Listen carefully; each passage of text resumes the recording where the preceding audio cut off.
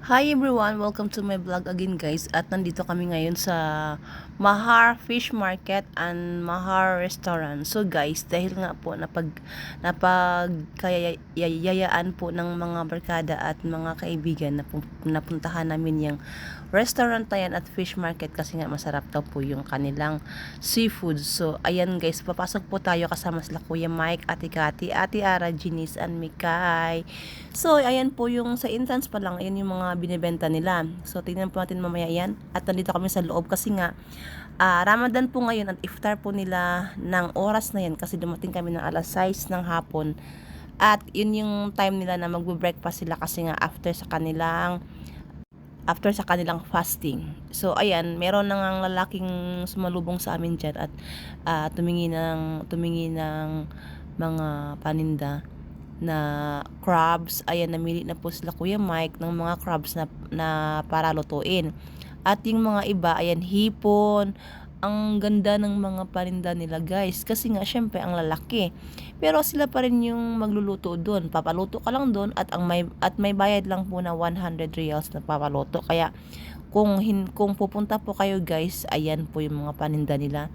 Ang mura lang po ng mga isda at hindi kayo lugi. Tingnan mo sa Atikat, nangunguha ng mga hindi pala, pumipili ng mga hipon. At ito po yung mga buhay nila na mga isda, mga hipon. Yan po, pwede po kayong mamili. So dahil po tapos na po kaming namili doon at pupunta na po kami sa papalutuan po namin.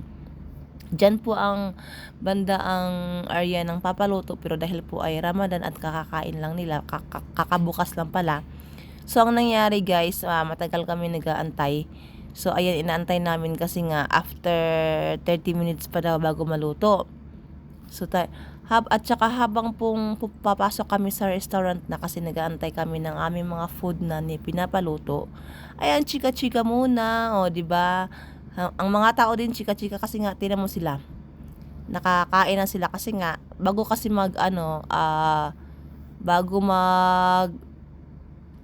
sala, ayan. Pero ngayon po ay ayan na po ang nangyayari. Dumating na po yung mga order namin, fish, squid ball, it's not squid ball. Pusit pala. So nandyan na yung ano ba yan? Yung hipon. Oh, yung crabs na lang atang inaantay namin dyan after dyan kasi nandyan na, diba, kita mo ang dami. Hindi po logi guys, kaya kung gusto niyo pumunta, puntahan niya po, pero mas maganda kasi ayan na yung crabs. O, diba? Ang sarap. Syempre may Pepsi tayo. Pero mas maganda kasi na grupo para nakakatuwa at happy para marami bang nakalagay sa sa table nyo. So, yun nag-aanuhan na sa nagpipicturan. Syempre, hindi na wala ang pictures namin dyan. And then, after nyan, ito na nga ang nangyari sa A few moments later. O, diba? Gutom ang mga peg. Ubus po lahat kasi seafoods po kasi halos in-order, di ba? Kaya mo.